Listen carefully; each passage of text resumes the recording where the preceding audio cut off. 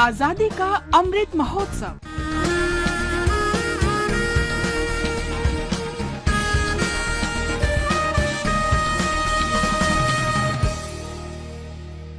आजादी का सफर आकाशवाणी समाचार के साथ। आज की कड़ी में हम स्वाधीनता सेनानी चंपक रामन पिल्लई को स्मरण कर रहे हैं। उनका निधन 26 मई 1934 को हुआ था। पिल्लई भारत में साम्राज्यवादी ब्रिटिश शक्ति पर हमले के लिए विदेश में भारतीय सेना को संगठित करने में रास बिहारी बोस और सुभाष चंद्र बोस के पूर्ववर्ती थे। पिल्लई को जय हिंद का नारा देने का श्रेय दिया जाता है। चंपक रामन पिल्लई का जन्म 15 सितंबर 1891 को केरल के कोच्चि में हुआ था। विद्यार्थी जीवन के दौरान भी पिल्लई राष्ट्रवाद की शिक्षा देने वाली किताबों और पत्रिकाओं के प्रति अत्यधिक आकर्षित थे। वो स्वतंत्रता आंदोलन में अग्रणी सभी राजनेताओं के भाषण सुनते थे। लोकमान्य बाल गंगाधर तिलक का व्यक्तित्व और केसरी में उनके लेखन ने पिल्लई को देशभक्त और क्रांतिकारी बना दिया। जब तिलक को गिरफ्तार किया गया और निर्वासन की सजा दी गई तो चंपक रामन को गहरा धक्का लगा। उन्होंने सारा जीवन स्वतंत्रता के संघर्ष के लिए समर्पित करने का प्रण लिया। चंपक रामन एक अंग्रेज के संपर्क में आए जो जर्मनी के लिए जासूसी कर रहा था। बाद में उस जासूस की सहायता से पिल्लई भारत से विदेश चले गए। उस समय पिल्लई की उम्र मात्र 17 वर्ष थी।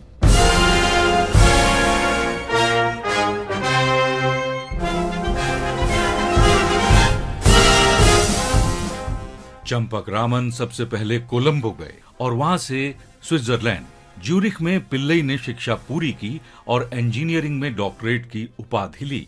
जब प्रथम विश्व युद्ध आरंभ हुआ तो पिल्लई ने जर्मन दूतावास की मदद से 1914 में इंटरनेशनल प्रो इंडिया कमेटी बनाई। उसका मुख्यालय ज्यूरिख में था और चंपक रामन ने स्वयं ही उसके अध्यक्ष की जिम्मेदारी संभाली।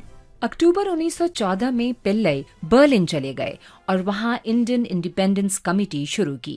लाला हरदयाल, तारक नाथ दास, बरकतुल्ला, चंद्रकांत चक्रवर्ती, भूपेंद्र नाथ दत्त, प्रभाकर, वीरेंद्र चट्टोपाध्याय, बीरेंद्र सरकार और हेराम बलाल गुप्ता सहित विदेश में रह रहे अनेक क्रांतिकारी कार्यक्रम तैयार करने के लिए पिल्लई के साथ जुड़ गए।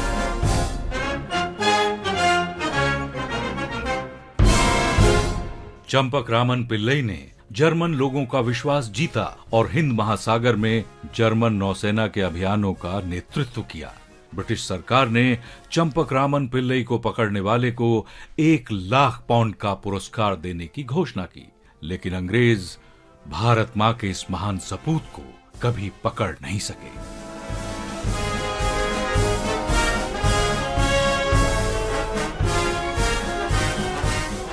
पिल्लई ने प्रथम विश्व युद्ध के दौरान इंडियन नेशनल वॉलंटियर कोर की स्थापना की। उन्होंने स्वयं सेवकों के लिए सैनिक पोशाक और अनुशासन का भी निर्धारण किया। जुलाई 1914 में पिल्लई ने बर्लिन से भारतीय सैनिकों को संदेश दिया कि विद्रोह करने और मातृभूमि को मुक्त कराने का समय आ गया है। बाद में 1919 में जब चंपक रामन पिल्लई वियना में सुभाष चंद्र बोस से मिले तो उन्होंने नेताजी सुभाष चंद्र बोस को अपनी योजना बताई। माना जाता है कि सुभाष चंद्र बोस ने वही राह चुनी जो चंपक रामन पिल्लई ने उन्हें दिखाई थी। दूसरे विश्व युद्ध के दौरान आजाद हिंद फौज के गठन से पिल्लई का सपना साकार हुआ।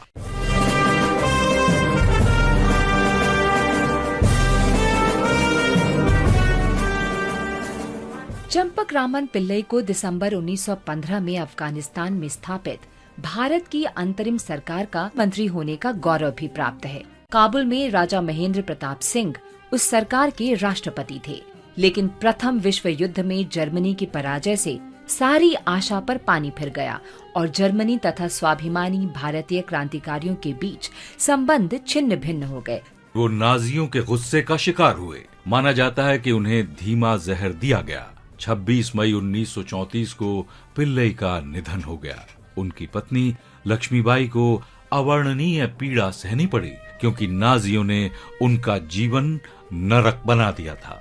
इसके बावजूद लक्ष्मीबाई पिल्लई चंपक रामन की अस्थियां, डायरी और उनके गोपनीय दस्तावेज संरक्षित करने में सफल रहीं। पिल्लई की अंतिम इच्छा के अनुसार लक्ष्मीबाई उनकी अस्थियां भारत लाईं, जहां कन्याकुमारी में पूरे राजकीय सम्मान के साथ उनको समुद्र में प्रवाहित किया गया। महान स्वाधीनता सेनानी चंपकरामन पिल्लई को शत शत नमन। आज हम स्वाधीनता सेनानी मोहम्मद यूसुफ नक्शबंदी को भी याद कर रहे हैं। वे 26 मई 1946 को शहीद हुए थे। मोहम्मद यूसुफ का जन्म जम्मू कश्मीर के श्रीनगर में 1923 में हुआ था। मोहम्मद यूसुफ प्रतिबद्ध राजनेता थे। वो 1946 में जम्मू कश्मीर में उत्तरदायी सरकार के लिए राजनीतिक आंदोलन में सक्रिय रूप से शामिल रहे। जब वो महाराजा के अत्याचारी शासन के विरोध में आयोजित जुलूस में शामिल हुए तो राज्य की सेना की गोलाबारी में श्रीनगर के खानकाए मोहल्ला में उनकी मौत हो गई। शहीद मोहम्मद यूसुफ को हमारा नमन। आज बस इतना ही। आजादी का सफर आकाशवाणी के संग। कल फिर मिलेंगे नई कड़ी के संग।